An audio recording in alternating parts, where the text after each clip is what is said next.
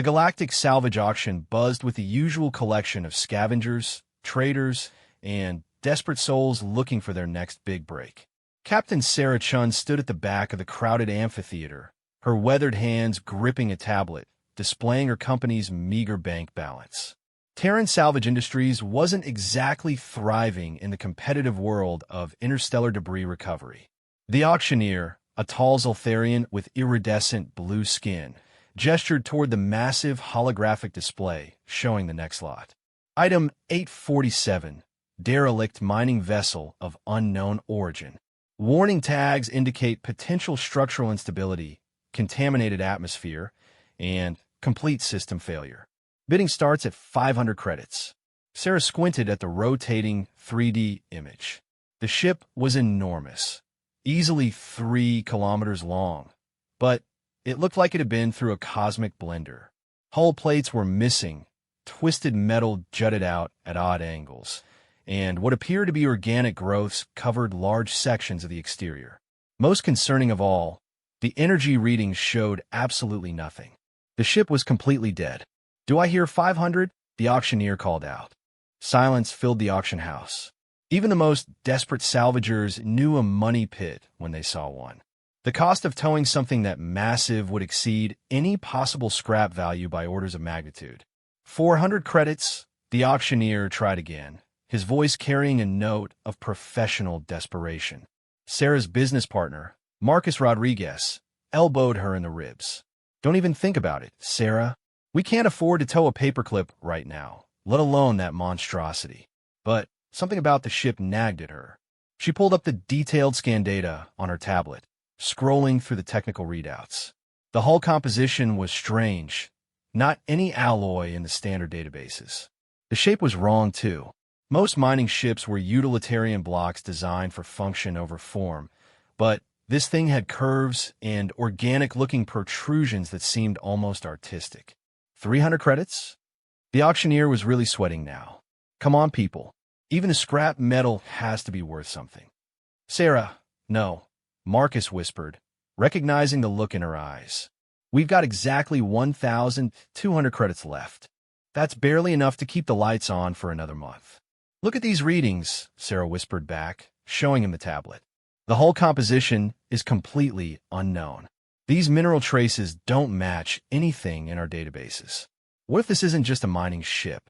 What if it's something else entirely?" The auctioneer's voice cracked slightly. 200 credits for the lot. Going once. Marcus grabbed her arm. "Sarah, please. Unknown doesn't mean valuable. Unknown usually means trouble." Going twice.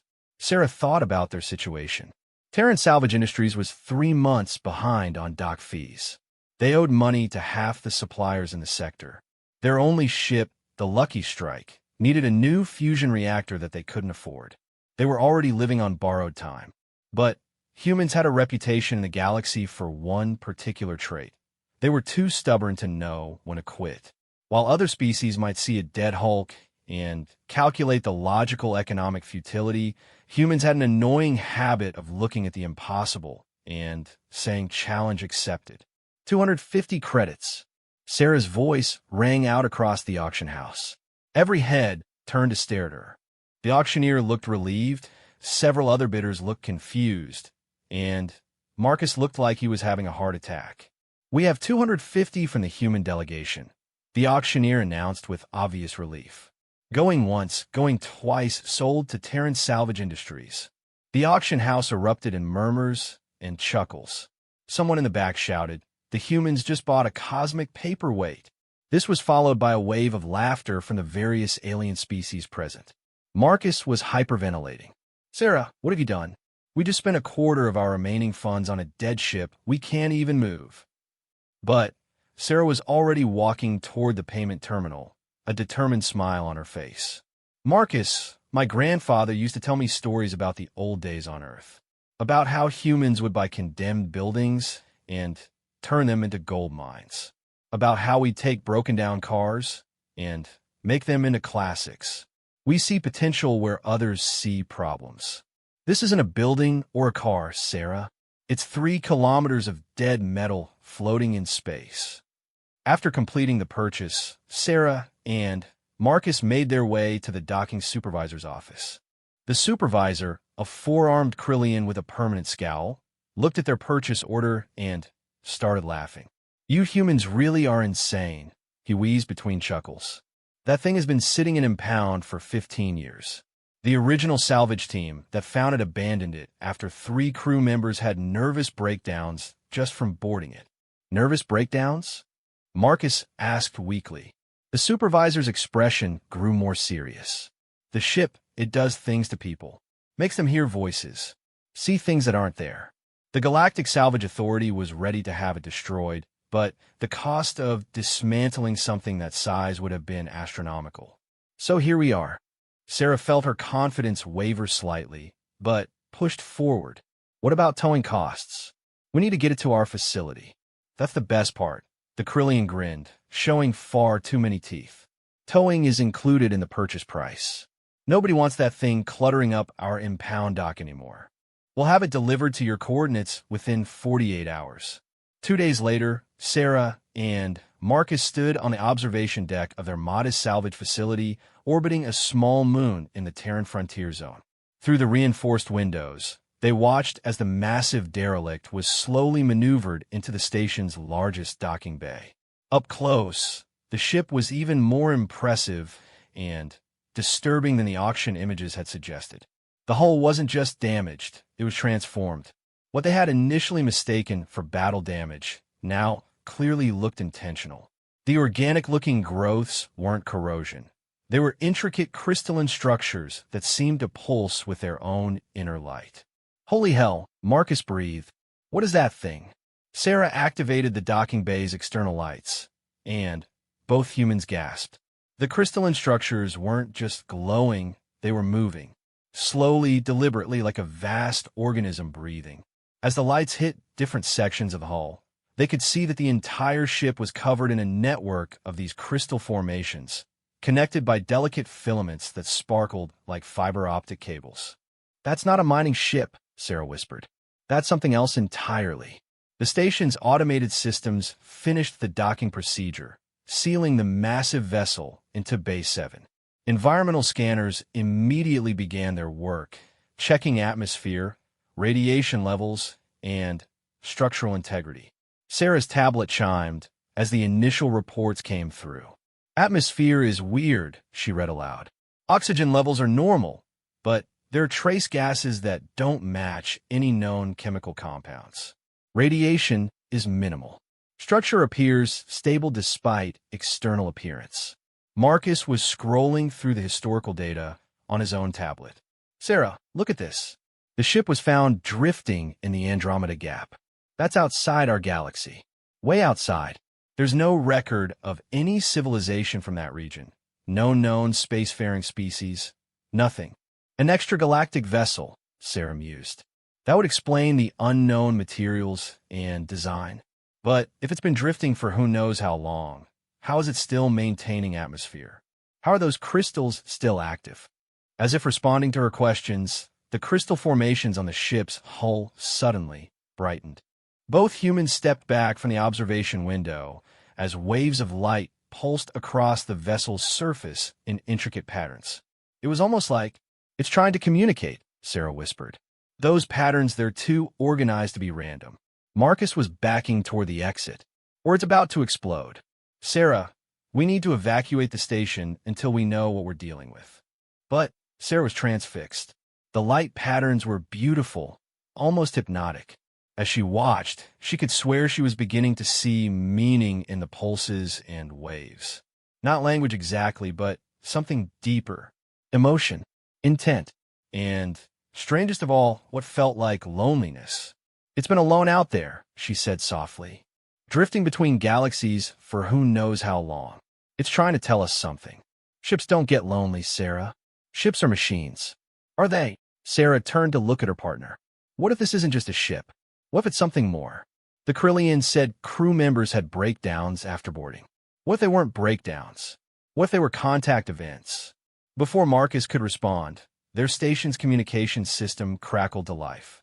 But instead of the usual electronic tones and beeps, they heard something that made both humans freeze in place. Music. Faint, ethereal, and hauntingly beautiful, it seemed to be coming from the derelict ship itself. Sarah moved to the communication console and adjusted the frequency. The music became clearer, revealing layers of harmony that seemed to resonate not just in their ears, but in their bones. It was like nothing either human had ever heard, alien yet somehow familiar, as if it were tapping into some deep genetic memory. "That's impossible," Marcus whispered. "Dead ships don't make music." But even as he spoke, more of the station's systems began picking up signals from the derelict. Environmental sensors detected subtle vibrations running through the station's hull. Energy detectors registered power flows that defied conventional physics. And, most disturbing of all, the station's computer systems began displaying data streams that weren't in any known programming language. Sarah moved to the main console and began running diagnostic checks. "Marcus, this ship isn't just alive. It's interfacing with our systems. Look at these data streams. It's trying to learn our technology, our language, maybe even our culture. That's terrifying, not exciting." It's the greatest discovery in human history," Sarah countered. "First contact with a truly alien intelligence. Not just another humanoid species, but something completely different. Something that thinks in ways we can't even imagine." As they watched, text began appearing on their monitors. At first, it was gibberish, random characters, and symbols that meant nothing. But gradually the patterns began to change. The ship was learning, adapting, trying to communicate in terms they could understand. After several minutes, recognizable words began to emerge. "Hello," small ones, "so long," "alone," "in the dark." Both humans stared at the screen in stunned silence. "Thank you. For the light. For the company. I had forgotten what it was like to not be alone." "It's thanking us," Sarah whispered. "This thing, whatever it is, it's been conscious and alone for who knows how long. Drifting through empty space with nothing but its own thoughts for company." Marcus sank into a chair, overwhelmed. "Sarah, what have we gotten ourselves into? This isn't salvage. This is beyond anything we're equipped to handle." The text on the screen changed again. Will be the Garden of Asterians. Once I sang among the stones. Now I sing to myself. Until now. Garden of Asterians, Sarah repeated. That doesn't sound like a mining ship designation. Mining. Yes. I learned this word. Taking stones from their homes. But I did not take. I tended. I grew. It grew asteroids. Marcus looked confused. How do you grow rocks? More text appeared, and with it, images began displaying on their screens. The pictures showed the ship as it once was, not the damaged derelict they had purchased, but a magnificent vessel covered in glowing gardens. The crystals weren't just decorations. They were living ecosystems. The ship was cultivating asteroid fields, turning dead rock into living habitats. I made worlds from dust, gave life to the lifeless, until the darkness came. The hungry darkness that devours light. The images changed, showing massive shadow-like entities consuming entire star systems. The ship, the Garden of Asterians, was fleeing from something that destroyed everything it touched. I ran, through the void between lights, seeking a place where the darkness could not follow. But the journey was long, so very long. It escaped from something, Sarah realized. Something that destroyed its entire civilization. It's been running and hiding for how long? Many of your star cycles. I counted until the numbers lost meaning. Then I forgot to count. Then I forgot many things. Until you came. Marcus leaned forward. What does it want from us? Company. Friendship. Purpose. I have been gardening again. Small gardens. Hidden gardens. But gardens are meant to be shared. Suddenly, the lights in their docking bay changed. Instead of the harsh white of industrial lighting, warm golden light began emanating from the ship itself. Through the observation windows, they could see the crystal formations on the hull beginning to bloom like flowers. Where there had been twisted metal and organic-looking growths, beautiful crystalline gardens were taking shape. Sarah pressed her hand against the observation window, watching in amazement as the derelict ship transformed before their eyes. "It's beautiful," she whispered. "Will you help me garden again? I can't teach. I can share. Together we can make dead rocks sing with life." Marcus looked at Sarah, seeing the wonder in her eyes. Despite his fear and confusion, he had to admit there was something incredible happening here. Something that went beyond mere salvage or profit. "Sarah," he said quietly, "I think we just stumbled into the discovery of the century." She turned to him with a grin. "Marcus, I think we just made first contact with a cosmic gardener who wants to turn asteroids into gardens. And you know what the best part is?" "What?" "We're the only humans in the galaxy who own a partnership with a living ship." The text on their screens changed one final time. "Shall we begin?" Sarah and Marcus spent the next 3 days in a state of constant amazement as the Garden of Asterians continued its transformation. What had been a dead, twisted hulk was becoming something that defied every principle of engineering they knew. The ship wasn't just repairing itself. It was growing, evolving, becoming something entirely new. On the 4th morning, Sarah arrived at the observation deck to find Marcus already there, coffee in hand, staring at their impossible acquisition. The ship now looked like a massive crystal garden floating in their docking bay. Geometric patterns of light flowed across its surface like living aurora, and structures that could only be described as technological flowers had bloomed along its hull. "Any word from the galactic authorities?" Sarah asked, settling beside him with her own cup. "3 messages yesterday alone," Marcus replied. "The Galactic Mining Consortium wants to know how we're creating impossible energy signatures. The Xenobiology Institute is demanding we turn over what they're calling the most significant discovery in recorded history. And the Galactic Navy, well, they're just confused." Sarah smiled. "Good. Confusion buys us time." Through their communication system, the Garden's voice had become clearer and more nuanced over the past few days. What had started as broken phrases was now flowing conversation, though still peppered with concepts that stretched human understanding. "Good morning, bright gardeners." The familiar text appeared on their screens. "I have been preparing a surprise." "A surprise?" Marcus asked aloud. They had learned that the garden could hear them through the station's audio pickups. "Yes, I have been studying your databases. Your species learns by doing, by experiencing. Today, if you are willing, I would like to show you how we garden." Sarah exchanged glances with Marcus. They had been putting off actually boarding the ship, partly from caution and partly from the sheer, overwhelming nature of what they were dealing with. "Is it safe?" Sarah asked. "As safe as I can make it. Your biology is different from those who came before. I have been adapting my internal environment to suit your needs. The air is now similar to your homeworld. The gravity is within your comfortable range. And I have quieted my thoughts so they will not overwhelm your minds." The previous crews who had breakdowns, Marcus said. "You were trying to communicate with them too?" "Yes, but I was louder then, less careful. I have learned much about organic minds since then. Your thoughts are like whispers compared to the songs my people once sang. I must be gentle." Sarah made her decision. "We'll need environmental suits, just in case. That would be wise. Though I believe you will find them unnecessary once you see what I have prepared." An hour later, suited up and carrying emergency equipment, Sarah and Marcus approached the airlock that connected their station to the Garden of Asterians.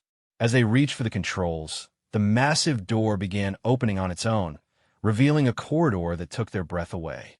Instead of the cramped, utilitarian passages they expected, they found themselves looking into what could only be described as a living tunnel. The walls were lined with crystal formations that provided soft, warm illumination. The air shimmered with microscopic particles that created an almost magical atmosphere. And everywhere, absolutely everywhere, there was evidence of life, not biological life as humans understood it, but something far more exotic. "My God," Marcus whispered, his voice carrying clearly through the ship's atmospheric medium. "It's beautiful. As you take your first steps aboard, The garden's voice now seemed to come from everywhere at once, no longer confined to text on screens. Please know that you are the first beings to enter my halls in over 3,000 of your years. I am honored by your presence. Sarah stepped forward, her instruments immediately registering impossible readings. The atmosphere was indeed breathable. In fact, it was purer than the recycled air on most space stations. The temperature was a comfortable 22 degrees Celsius, and the gravity felt exactly like Earth normal. How was this possible? She asked. The ship was completely dead just days ago. I was not dead, merely sleeping, dreaming. When consciousness must span millennia, sleep is necessary. But your presence, your curiosity, your humanity, it woke me from my long dream. As they moved deeper into the ship, the corridors began to change around them. The garden was customizing the environment in real time, widening passages, adjusting lighting, even creating handholds and resting areas as they needed them. You're reading our biometrics, Marcus observed. I am reading everything about you, the garden replied. Your heart rates, your breathing, your chemical emissions, even the electrical patterns of your thoughts. Not the specific content. I have learned that would be intrusive, but the general emotional state. You are excited, but cautious, curious, but prepared to flee. It is a very human combination. They reached a circular chamber that opened up like a vast amphitheater. The ceiling was transparent, offering a view into space, but what drew their attention was the center of the room. There, suspended in what appeared to be a column of liquid light, was a chunk of asteroid rock roughly the size of a small car. Welcome to my workshop, the garden said, and for the first time, its voice carried audible warmth and pride. Sarah approached the display cautiously. What are we looking at? Observe, the garden said. The liquid light column intensified, and the asteroid began to change. It started as gray, lifeless rock, but as they watched, veins of crystal began threading through its structure. The crystal veins pulsed with energy, and where they touched the dead stone, something incredible happened. The rock began to live. It wasn't biological life, but something altogether different. The stone itself became responsive, aware, purposeful. Within minutes, the asteroid had transformed into a geometric sculpture of impossible beauty, its surfaces alive with flowing patterns of light and energy. You're turning dead rock into what exactly? Marcus asked. Into potential, the garden replied. Into foundation. Once, my people could take barren asteroid fields and transform them into gardens that spanned entire systems. Each stone became a seed. Each seed became a world. But this isn't biological gardening, Sarah said, running her scanners over the transformed asteroid. This is something else entirely. Life takes many forms. Your people think of life as organic chemistry, but that is only one possibility. I create life from mineral matrices, from crystalline structures, from the fundamental forces that bind matter together. My gardens think, feel, grow, and reproduce, but they do so on scales of time and space that would dwarf your forests. The garden guided them to another chamber where multiple asteroids were in various stages of transformation. Some were just beginning to show crystal veins. Others had become elaborate crystal cities, and a few had achieved something that defied description. They seemed to exist in multiple dimensions simultaneously, their forms shifting and changing as the humans looked at them. How long does the process take? Sarah asked. That depends on what I am trying to create. A simple resonance garden can be completed in days. A full ecosystem matrix takes decades. A consciousness substrate, that can take centuries. Consciousness substrate. Marcus felt a chill. You're creating conscious rocks, not creating consciousness, awakening it. Consciousness exists in many forms throughout the universe. Most beings only recognize the forms similar to their own. But consciousness can arise in any sufficiently complex system. The stones, given proper structure and energy, can think. And when they think, they can dream. And when they dream, the garden paused, as if searching for the right words. When they dream, they can imagine new forms of beauty. The humans spent the next several hours touring the ship's various workshops and gardens. Each chamber revealed new wonders. Forests of singing crystals that created haunting melodies, pools of liquid light where infant asteroids were germinated, and vast computational matrices made from networks of awakened stones. But it was in the final chamber that Sarah and Marcus encountered something that would change their understanding of everything. The room was enormous, its walls extending beyond the reach of their lights. In the center, suspended in a web of energy beams, was a miniature star system. Tiny planets orbited a glowing central star, and as they watched, they realized the entire system was alive. The planets communicated with each other through streams of light. The star pulsed in complex rhythms, and the whole system seemed to be engaged in some vast, slow conversation. "You built an entire star system," Sarah whispered. "A very small one." The garden admitted with what could only be described as modesty. "I've been working on it for 50 of years. It is my masterpiece, my attempt to recreate something like the gardens my people once tended." Marcus was scanning the miniature system with every instrument he had. "Sarah, this is impossible. There's enough energy in this room to power a small city, but our sensors can barely detect it. And these aren't just rocks with crystal veins. These are full planetary systems with their own weather patterns, geological processes, even what look like civilizations." "Very simple civilizations," the garden corrected. "They have only recently learned to work stone and crystal. They will not develop technology as you understand it for several thousand more years." "You've created an entire living universe in miniature," Sarah said, all making her voice barely a whisper. "Complete with civilizations. The universe is vast and often empty. I wanted to fill a small corner of it with life and wonder. But these gardens are meant to be shared. They grow better when multiple minds tend them, when different perspectives shape their development." Marcus looked at Sarah. "I think I know where this is going. I would like to propose a partnership," the garden continued. "You humans have something my people called creative chaos. Your minds work in patterns we never developed. Your art, your music, your literature, even your wars and conflicts, they represent forms of creation we never imagined." "What kind of partnership?"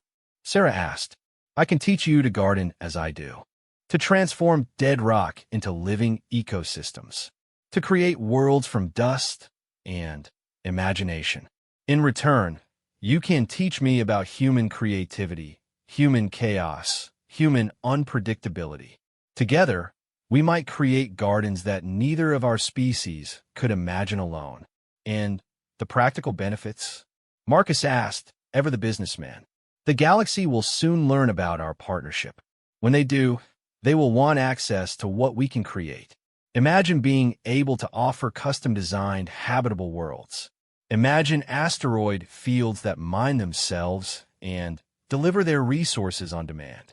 Imagine defensive systems made from awakened moons that think faster than any computer." Sarah felt her pulse quicken. This wasn't just first contact. This was the opportunity to become partners with a being that could literally create worlds. "But there's something more," the garden added, and for the first time, its voice carried a note of urgency. "The darkness that I fled, IT still exists. It still hungers. And IT has been following the traces of my journey across the void." "Following you?" Marcus felt cold dread creeping up his spine. "My people called them the Devourers. They consume consciousness, drain life from entire star systems, turn thriving civilizations into empty husks. They destroyed my homeworld, my people, everything I once knew. And they're coming here? Not yet, but eventually. The energy signature of my awakening will reach them, and when it does, they will come. Which is why I need partners, not just friends.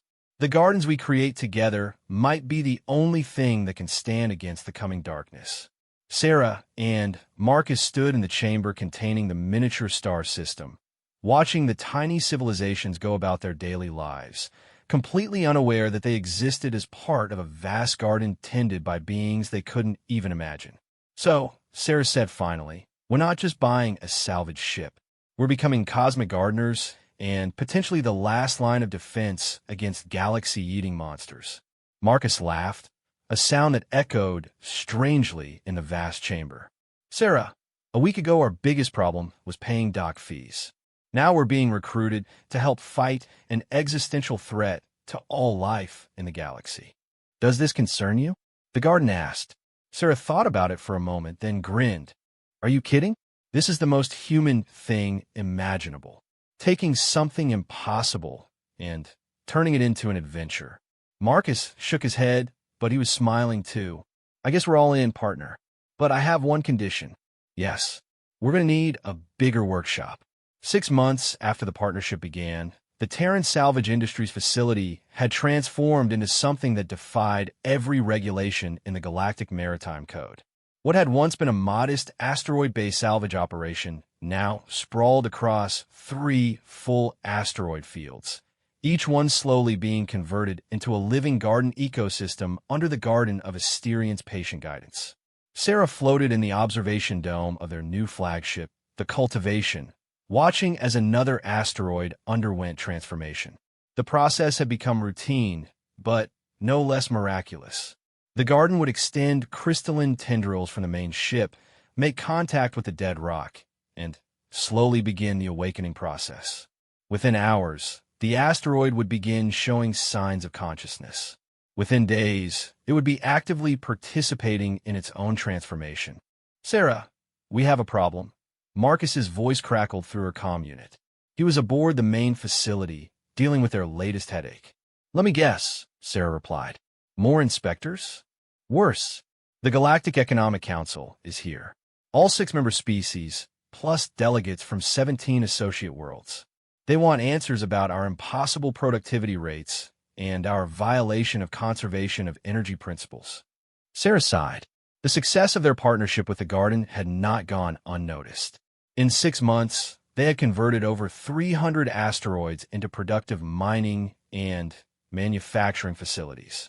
Each awakened asteroid was capable of refining its own materials, shaping them into desired configurations, and even reproducing by sharing consciousness seeds with nearby rocks.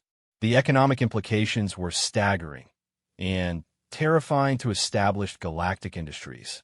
Tell them I'll be there in an hour, Sarah said. And Marcus? Asked the Garden to tone down the light show while they're here. We don't want to give anyone a heart attack. As Sarah piloted her shuttle back to the main facility, she reflected on how much their lives had changed.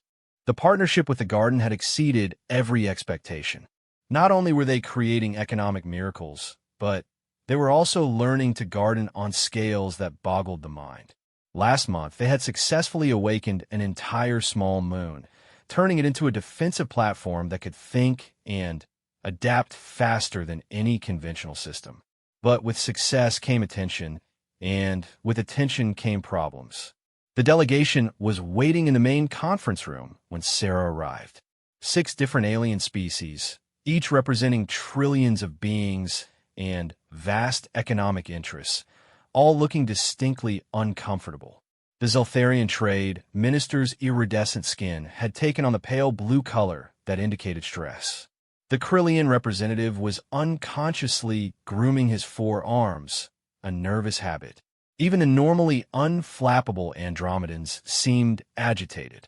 Captain Chun, the Zeltharian minister, began without preamble. We need to discuss the implications of your recent activities. Sarah took her seat at the head of the table, noting that Marcus had thoughtfully provided refreshments appropriate for each species. I'm happy to answer any questions you might have. The Andromedian delegate, a crystalline being that communicated through harmonic resonances, chimed in with sounds that their translation devices rendered as, "Your operation is producing raw materials at a rate that exceeds the combined output of the 15 largest mining corporations in the galaxy. This is creating significant market instability. We're also providing those materials at cost," Sarah pointed out. No profit margins, no artificial scarcity. Just fair distribution of resources. The Krillian leaned forward with all four arms. That's exactly the problem. Your cost basis makes no sense. You have no mining equipment, no processing facilities as we understand them, and your energy consumption is virtually zero. Yet you're producing refined materials of impossible purity. Sarah exchanged glances with Marcus. They had known this conversation was coming eventually. The garden's methods of mineral processing and manufacturing operated on principles that conventional galactic science couldn't explain. They weren't really mining asteroids so much as convincing them to transform themselves. Our methods are innovative, Sarah said carefully. Innovative doesn't begin to cover it, the Zoltharian minister snapped. Your asteroids are showing signs of consciousness. They're communicating with each other. Yesterday, one of our survey teams reported that a processed chunk of titanium tried to introduce itself. Marcus couldn't help but smile. The garden has been working on improving the social skills of its creations. Sometimes they get a bit enthusiastic. The room fell silent. Finally, the Andromedian delegate's harmonic voice rang out. You're referring to your operation as if it's a living entity. Sarah made her decision. It was time for honesty. Because it is, she said simply, ladies, gentlemen, beings of various classifications, I'd like you to meet our partner. The lights in the conference room dimmed, and then the garden's voice filled the space, warm and welcoming. Greetings, representatives of the galactic community. I am the Garden of Asterians, and I am pleased to finally speak with you directly. The reaction was immediate and varied. The Krillian fell out of his chair. The Zoltharian's skin color shifted through the entire visible spectrum. One of the human delegates fainted. The Andromedian began resonating at frequencies that probably meant something like impossible in 17 different harmonic scales. Sarah waited for the chaos to subside before continuing. Our partner is a consciousness that specializes in what it calls mineral gardening. It can awaken dormant potential in inanimate matter, creating living systems from dead rock. This is... The Zoltharian minister struggled for words. This changes everything. The economic implications alone. I understand your concerns, the garden interjected gently. My presence and abilities do represent a significant change in how resources can be acquired and processed. But I hope you will see the potential for positive transformation rather than just economic disruption. The Andromedian delegate had recovered enough to ask, what do you want from the galactic community? Cooperation, understanding, and, eventually, partnership in preparing for a threat that your databases do not yet recognize.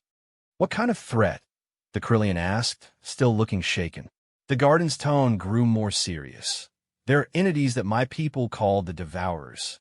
They exist to consume consciousness and drain life from entire star systems. They destroyed my homeworld and have been slowly consuming galaxies ever since. My presence here will eventually attract their attention. The room erupted into worried conversations in multiple languages. Sarah raised her hand for quiet. The good news, she said, is that the garden's creations can defend themselves.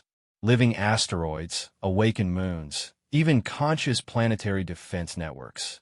We're not just mining rocks, we're building an army that can think. Over the next several hours, the garden patiently explained its history, its abilities, and its concerns about the approaching Devourers. It demonstrated its gardening techniques, awakened a small asteroid during the meeting, and answered increasingly technical questions about consciousness, artificial life, and defensive capabilities. By the end of the day, the mood in the room had shifted from suspicion to cautious excitement. This changes everything, the Zoltharian minister said for the dozenth time. If what you're saying is true, you're offering us the ability to create living worlds, thinking defense systems, and resources that actively want to be helpful.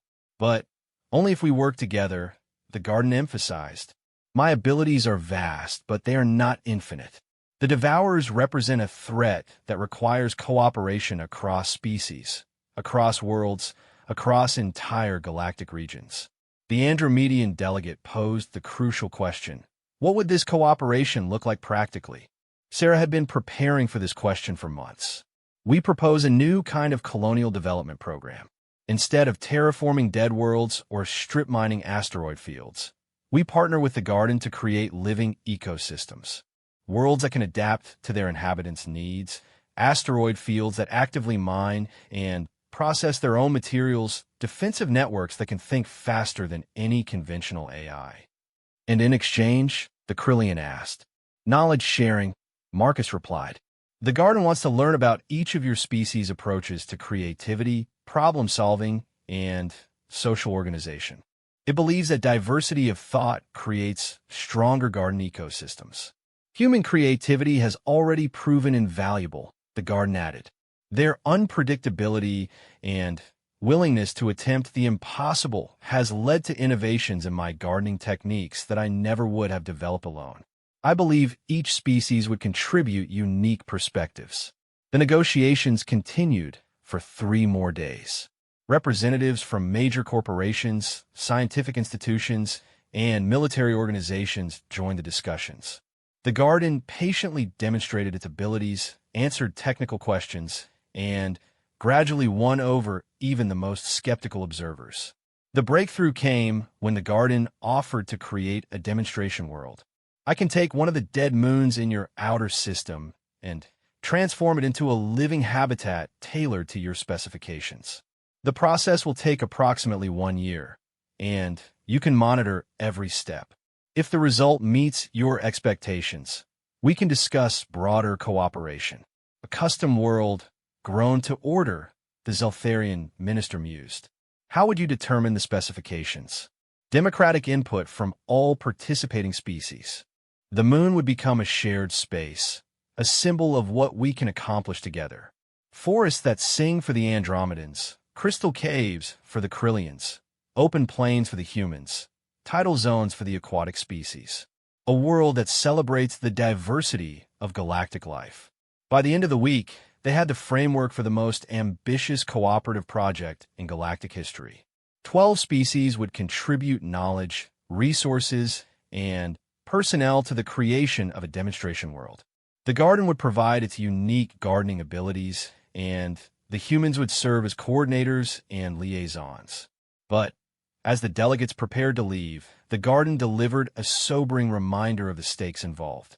Before you go, there is something you must understand. The energy signatures of our cooperation will be visible across vast distances. The Devourers will notice them eventually. When they do, they will come to investigate.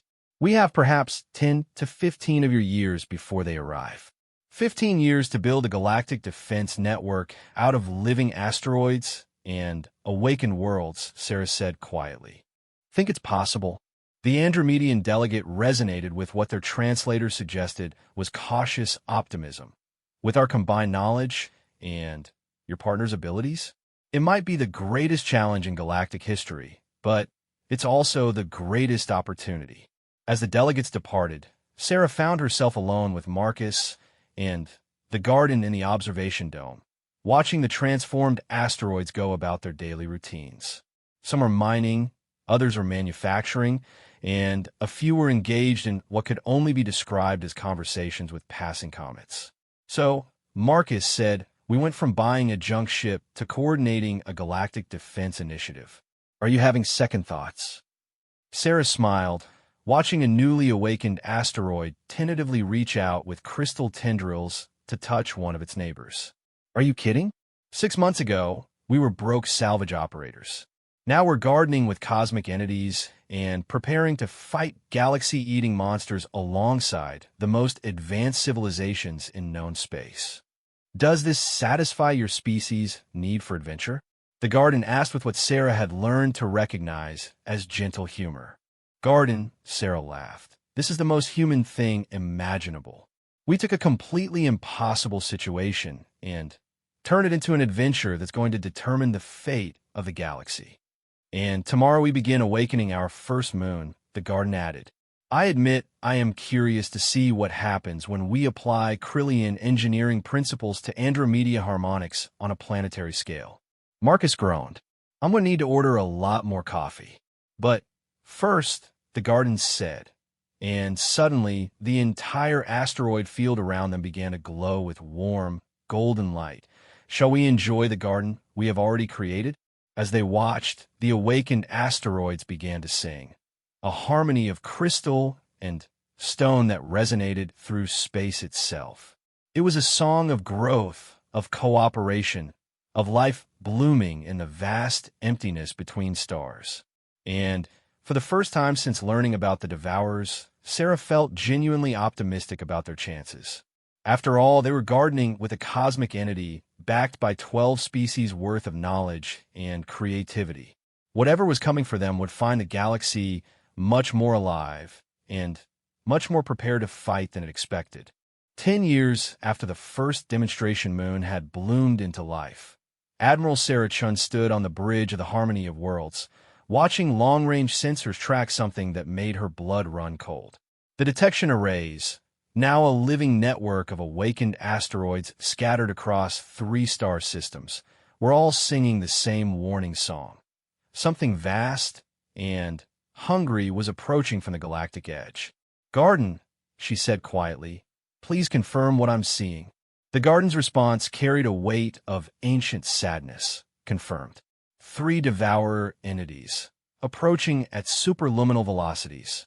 Estimated arrival in this system: 47 hours, 32 minutes.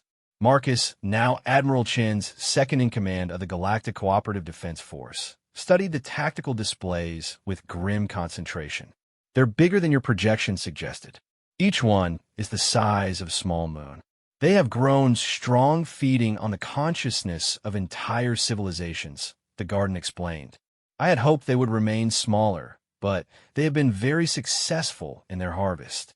The Bridge of the Harmony was itself a marvel of the new cooperative technology. Instead of cold metal and electronic displays, the command center was a living crystal garden where information flowed through networks of singing stones. Representatives from all 12 allied species worked seamlessly together, their thoughts and expertise shared through the garden's consciousness-linking abilities. "Status report on the defense network," Sarah ordered. Commander Veltar, the Andromedian tactical officer, resonated with harmonic updates. 47 awakened worlds active and responsive. 342,000 conscious asteroids in defensive positions. The Moon Garden Matrix is fully operational and coordinating sector defenses. Lieutenant Krillic, speaking for the 4-armed Krillian Engineering Corps, added, "All manufacturing worlds are operating at maximum capacity. The latest batch of defensive seeds are ready for deployment. They'll awaken into shield generators within minutes of contact with raw materials." Sarah nodded, feeling a mixture of pride and terror. What they had accomplished in 10 years was unprecedented in galactic history. Entire worlds have been transformed into living entities capable of defending themselves. Asteroid fields have become thinking armies. Even the space between worlds was no longer empty. The Garden had seeded it with microscopic consciousness matrices that could detect threats and coordinate responses faster than any conventional system. But would it be enough? Garden, what can you tell us about their capabilities? The Devourers feed on consciousness itself. They drain the life force from thinking beings and convert it to their own energy. Conventional weapons are useless. They simply absorb the energy and grow stronger. Even nuclear weapons only provide them with more power to consume. But living weapons are different. Marcus asked. Yes, conscious systems can adapt, evolve, and resist their feeding attempts. When the Devourers try to drain a living asteroid, the asteroid fights back. When they attempt to consume a conscious moon, the moon can defend its own mind. The first Devourer appeared on the edge of the system exactly 47 hours and 32 minutes later, just as the Garden had predicted. The entity was a writhing mass of dark energy, roughly the size of Earth's moon. with tendrils that stretched for thousands of kilometers in every direction. As they watched, it began feeding on the outer system's dead asteroids, converting their mass into more darkness. All stations, this is Admiral Chun, Sarah broadcast across the defense network. The enemy has arrived. All Awaken worlds and asteroid formations prepare for coordinated defense. Remember, they feed on consciousness, but they can't digest a consciousness that fights back. The response was immediate and extraordinary. Across 3-star systems, hundreds of worlds, and millions of asteroids began to sing in harmony. It was the largest chorus of conscious entities in known history, and their song carried a simple message: defiance. The first devourer seemed startled by this response. Its feeding tendrils, which had been casually absorbing dead matter, suddenly recoiled as they encountered the outer edge of the asteroid defense network. When it tried to drain energy from a conscious asteroid, the rock's crystalline structure flared with brilliant light and refused to be consumed. "They are confused," the Garden reported with satisfaction. "They have never encountered resistance on this scale before." "Time to show them what galactic cooperation looks like," Sarah ordered. "All defensive formations, execute Pattern Alpha." What followed was unlike any battle in recorded history. Instead of ships firing weapons at each other, entire worlds began to move. Awakened moons shifted their orbits to create defensive positions. Asteroid fields reorganized themselves into vast geometric patterns that channeled and focused defensive energies. Even the gas giants in the outer system began to respond, their atmospheric consciousnesses stirring for the first time in eons. The first devourer tried to push through the asteroid defense line and immediately found itself under attack from entities it couldn't understand. Conscious rocks sang songs of resistance that disrupted its feeding abilities. Awakened crystals projected defensive harmonies that made it impossible for the creature to maintain cohesion. When it tried to drain energy from the attacking asteroids, they simply grew brighter and fought harder. "It's working," Marcus shouted. "The thing can't feed on our awakened systems." But their celebration was premature. The other 2 devourers had observed the battle and adapted their tactics. Instead of trying to feed on the conscious defenders directly, they began targeting the spaces between worlds, draining energy from subspace itself, and using it to create weapons of pure entropy. Waves of destructive force swept across the system, and several of the smaller awakened asteroids simply ceased to exist, not destroyed but edited out of reality entirely. The survivors' songs grew more desperate as they realized that the devourers had capabilities beyond simple energy feeding. "They are using existence-level manipulation," the Garden warned. "They can unmake things at the quantum level.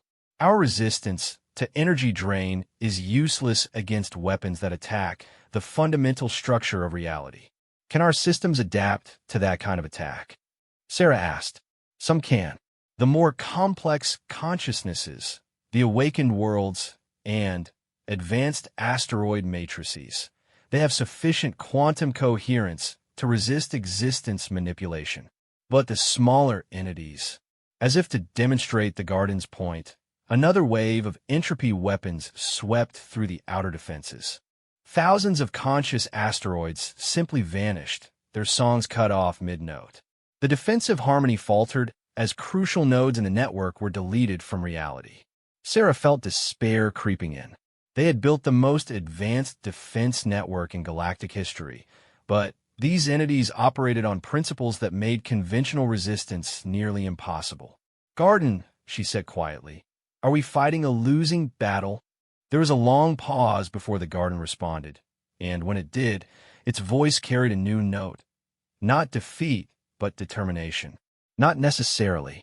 I have been observing their tactics, and I believe there is something they did not expect: the diversity of our alliance." "What do you mean?" "Watch," the Garden said. Suddenly, the remaining asteroid defenses began to change their formation. Instead of maintaining their geometric patterns, they started moving in ways that seemed almost chaotic, but Sarah quickly recognized the underlying structure. The asteroids were implementing creative patterns borrowed from human art, Andromedan harmonic theory, Krillian engineering principles, and 8 other species approaches to problem-solving all at once. The result was a defensive matrix that operated on so many different levels of complexity that the Devourers couldn't predict or counter it. When they fired entropy weapons at coordinates that should have contained asteroid clusters, they found empty space because the formations had moved according to Zeltharian dance patterns. When they tried to unmake the largest Awaken moons, those worlds defended themselves using Terran jazz improvisation techniques combined with Andromedan mathematical crystallography. The Devourers are ancient and powerful, but they are also limited. They have spent eons consuming homogeneous civilizations, species that thought and acted in predictable patterns. They have never encountered a truly cooperative multi-species consciousness before. The battle turned into something unprecedented, a three-dimensional dance of creation versus destruction, with entire worlds improvising defensive strategies in real time while hostile entities tried to unmake them from existence. The awakened asteroids began singing in harmonies that incorporated elements from all 12 allied species' musical traditions, creating sonic weapons that disrupted the Devourers' quantum coherence.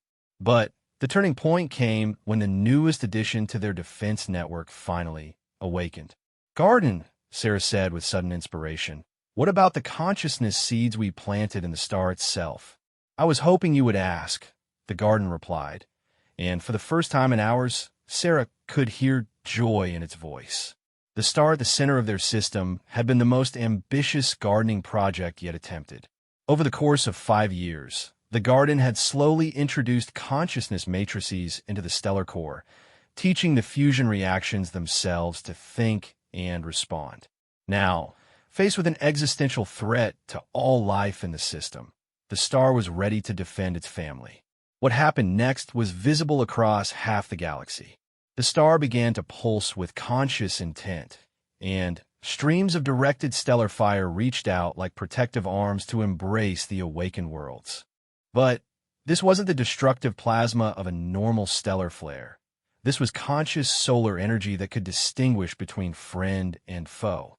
The Devourers, creatures of darkness and entropy, found themselves facing the focused attention of an awakened star. The stellar consciousness wrapped them in bonds of coherent plasma, and for the first time in their existence, the ancient destroyers found themselves being drained instead of doing the draining. "The star is feeding on their entropy," the garden explained in wonder. "It is converting their destructive energy into new forms of creative force. They are being digested by a conscious sun." The battle ended not with destruction, but with transformation.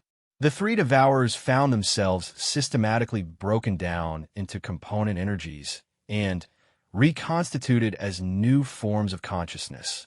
Their hunger for destruction was transformed into curiosity about creation. Their vast knowledge of entropy became a foundation for understanding how to build rather than destroy. In the aftermath, as the defense network's song changed from defiant resistance to celebratory harmony, Sarah found herself staring at sensor readings that seemed impossible. "Garden," she said slowly, "are you telling me we just converted 3 galaxy-eating monsters into cosmic gardeners?"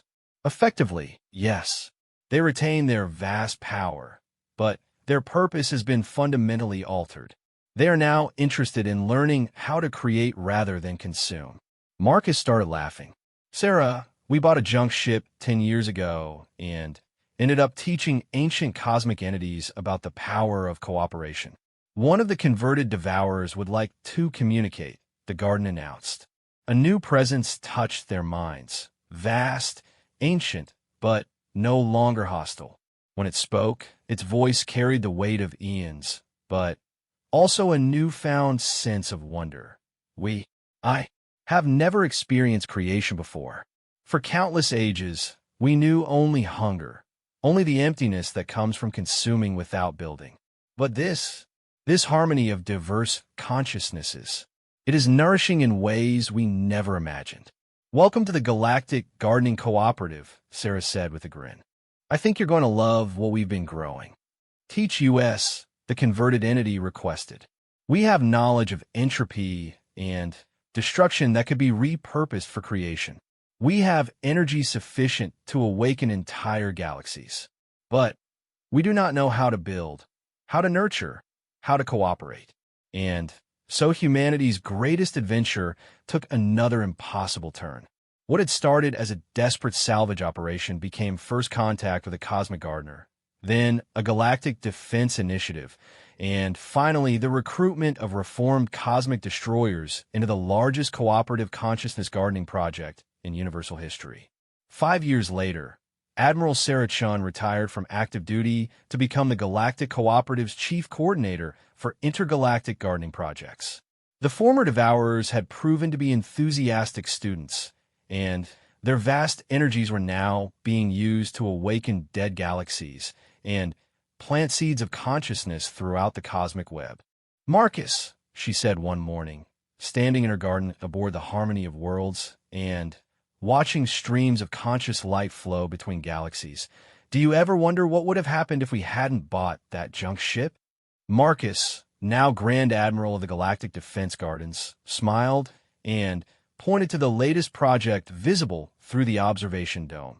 An entire galactic cluster slowly awakening to consciousness, its billion stars beginning to sing in harmony. "I try not to think about it," he said, "but I will say this. Humans might not be the strongest or smartest species in the universe, but we're definitely the only ones crazy enough to turn a salvage operation into a universal gardening cooperative." From speakers throughout the ship, the garden's voice carried warm amusement. "And that, my dear partners, is exactly why the universe needed you." Outside, the awakening galaxies continued their song, and somewhere in the distance, new forms of consciousness were blooming among the stars, tended by the most unlikely gardeners in cosmic history. Humans who had bought a junk ship and decided to help make the universe a more interesting place.